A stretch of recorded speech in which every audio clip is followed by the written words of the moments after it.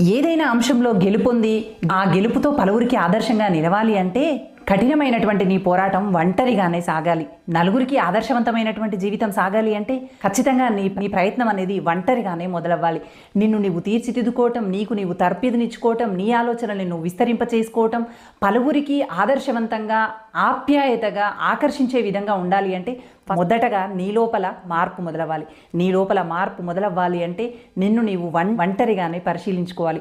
ఆ ఒంటరితనంలో నిన్ను నీవు పరిశీలించుకొని ఆత్మవిమర్శ చేసుకొని సరిదిద్దుకొని అడుగులు ముందుకు వేస్తూ ఉన్నప్పుడు ఈ భావాలు నీ ఆదర్శాలకు ఆకర్షితులైనటువంటి వాళ్ళు నీ వెంట పరుగులు తీయటం మొదలు పెడతారు.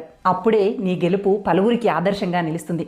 అలా కాకుండా పలువురి దగ్గర మెప్పు పొందాలనేటువంటి ప్రయత్నంతో నీలోకి నువ్వు దొంగి చూసుకోవటం, నిన్ను నీవు తీర్చిదిద్దుకోవటం అనేది వాయిదా వేస్తున్నంత కాలం నువ్వు పలువురికి ఆదర్శంగా ముందుకు సాగలేవు. నువ్వు ఆదర్శంగా సాగాలి అంటే నిన్ను నీవే మెరుగుదిద్దుకుంటూ